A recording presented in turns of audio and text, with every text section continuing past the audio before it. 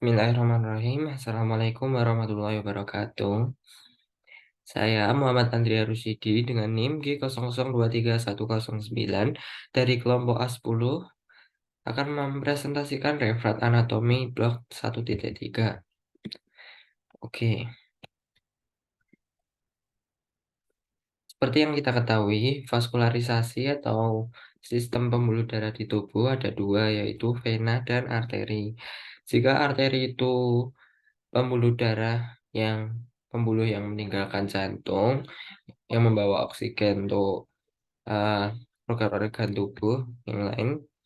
Sementara vena itu adalah pembuluh yang menuju ke jantung atau yang dia miskin O2 atau membawa CO2. Nah, ada suatu yang istimewa di salah satu vena di dalam tubuh kita. Ada yang namanya vena portal hepatis atau vena porta. Nah, di sini disebutkan bahwa vena porta adalah pembuluh vena yang membawa darah dari banyak organ, ada kolon, ada rektum, ada anus, ada gaster, menuju ke hati. eh, Tidak langsung ke jantung. Nah, ini keistimewaan dari sistem vena porta hepatica adalah vena ini menuju ke hati dulu sebelum menuju ke jantung. Nah, fungsinya untuk apa? Fungsinya itu untuk metabolisme, seperti metabolisme obat atau menetralisir racun-racun tertentu atau detoksifikasi. Nah, seperti ini. Ini ada gambaran vena porta hepatic. Ini gambaran dari MRI-nya. Ini ada percabangannya. Ini yang masuk ke ini hepar. Nah, ini vena porta hepatic.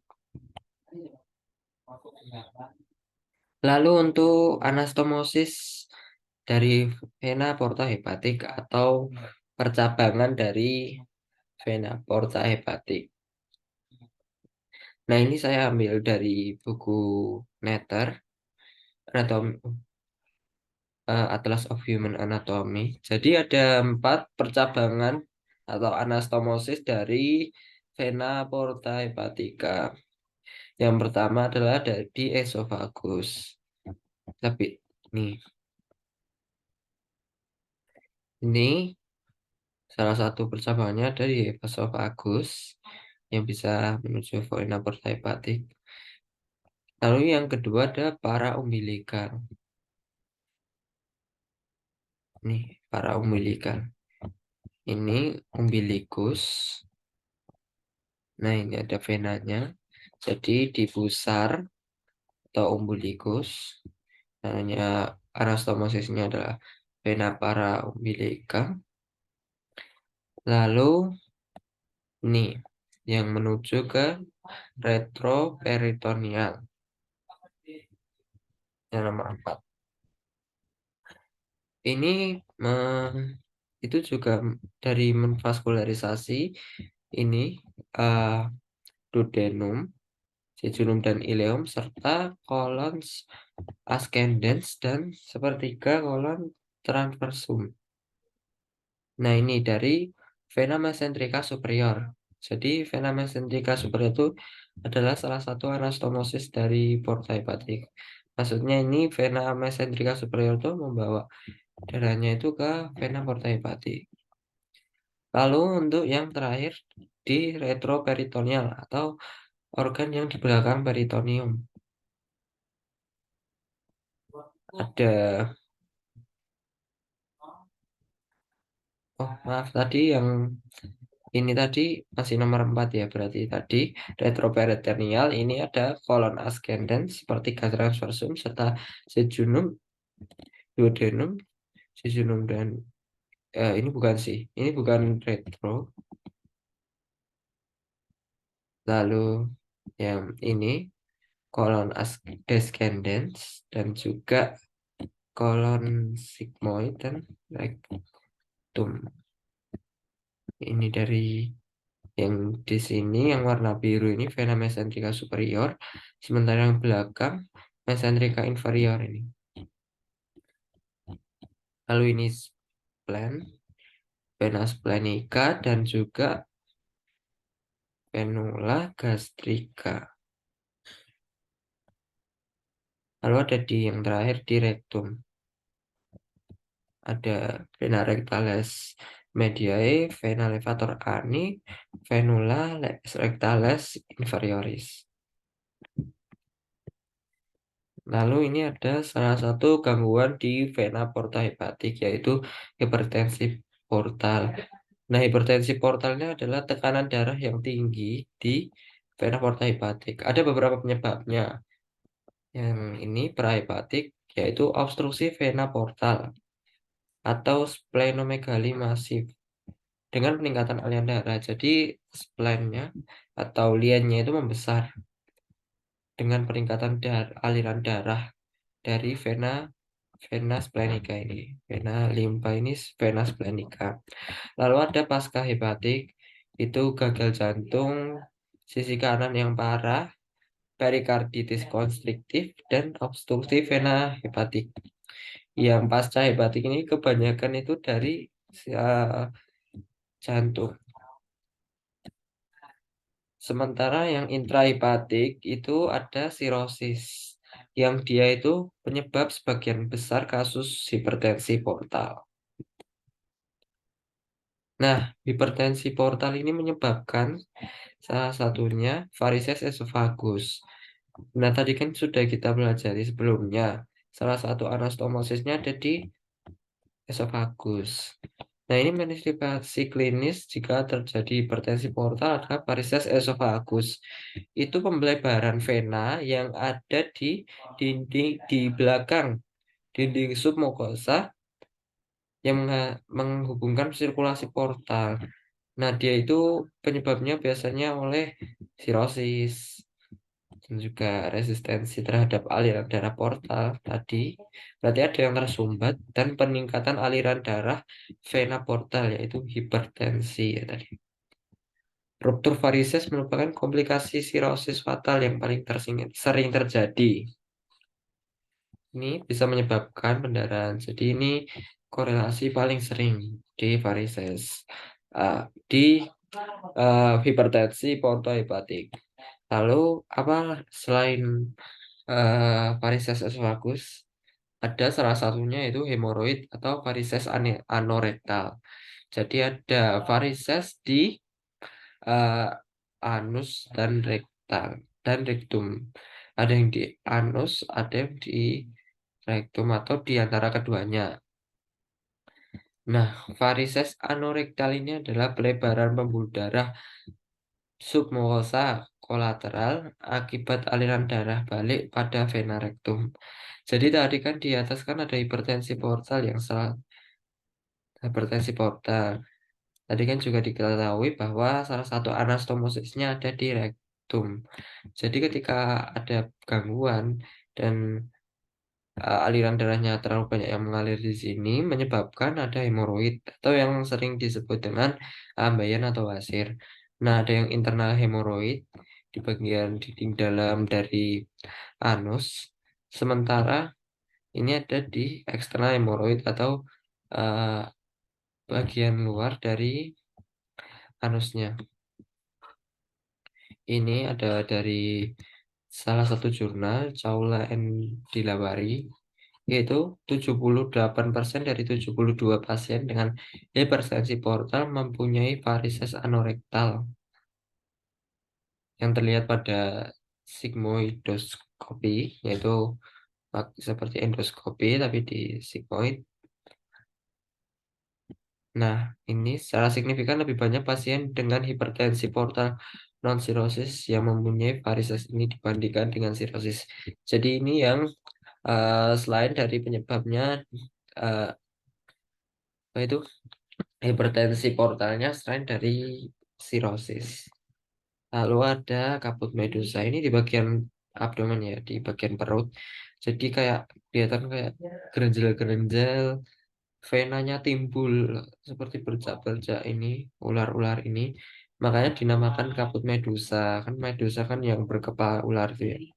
Nah, Kaput medusa ini adalah penampakan vena epigastrik superficial yang membengkak dan membesar.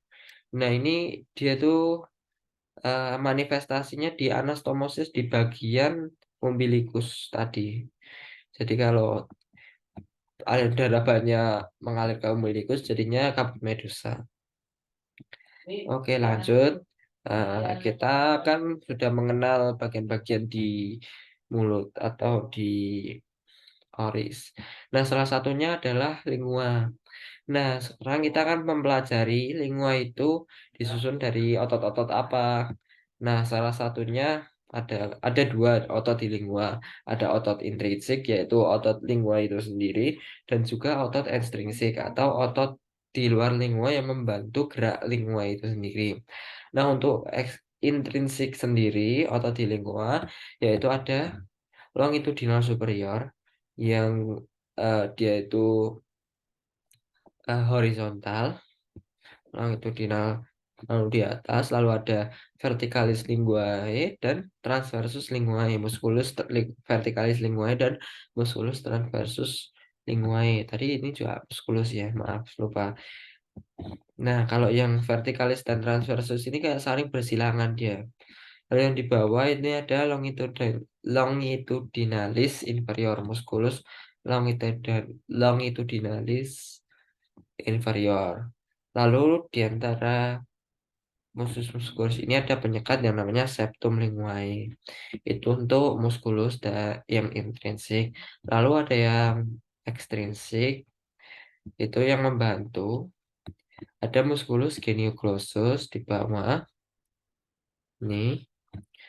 Lalu ada muskulus hyoglossus yang dia itu berdekatan juga pada osa hyoideum. Lalu ada musculus styloglossus yang nanti akan juga berdekatan dengan processus styloideus dan juga ada musculus palatoglossus yang berdekatan dengan palatum gitu. Itu untuk ekstrinsik ada musculus geniglossus, hyoglossus, styloglossus, dan palatoglossus.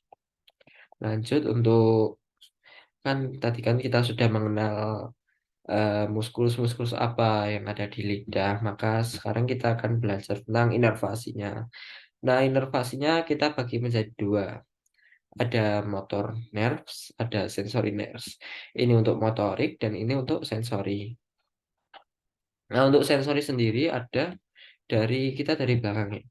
Dari belakang dari bagian pars posulcalis. Ini kan sulcus terminal nih berarti pas pars posulcalis ada nervus laryngeal internal atau ya ini terang nervus ke-10. Ada glossopharyngeal nervus yang di bagian warna kuning ini.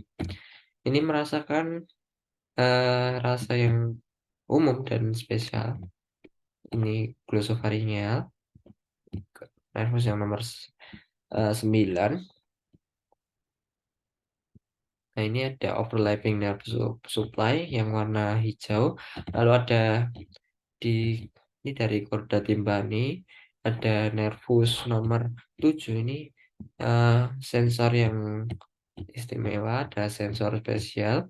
Lalu ada yang dari lingual sendiri atau lingual nerves ini dari uh, 5 cabang ketiga yang itu sensor umum.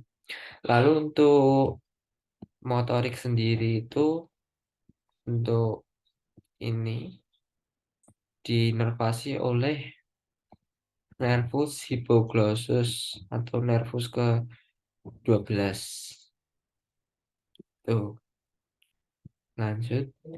Nah, ini untuk lebih spesifiknya uh, inervasinya. Ini longitudinal musculus longitudinalis ini untuk yang intrinsik, ini untuk ekstrinsik. Musculus longitudinalis superior dipersarafi oleh nervus hypoglossus. Ini hampir semuanya ya, semuanya dari musculus intrinsik dipersarafi oleh nervus hypoglossus. Itu tadi untuk yang motoriknya kan. Ya, motoriknya. Nervus nomor 12. Nih.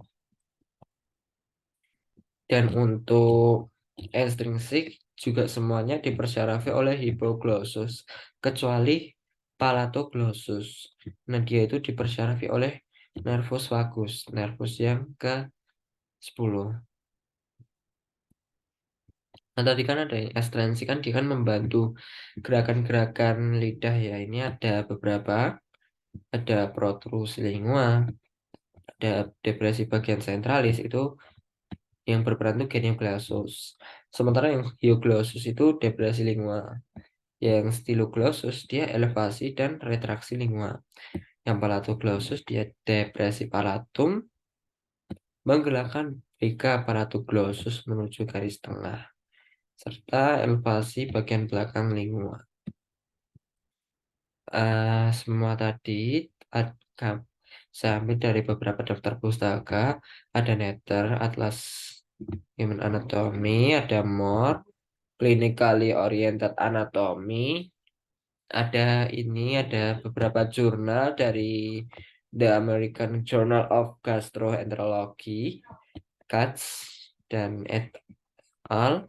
Ini ada anorectal varices, their frequency in cirrhotic and non-cirrhotic portal hypertension, ini dari Chawla and Dilawari. Ada juga kaput medusa, ini dari Muhammad. Oke, mungkin cukup sekian dari saya. Kurang lebihnya mohon maaf. Wassalamualaikum warahmatullahi wabarakatuh.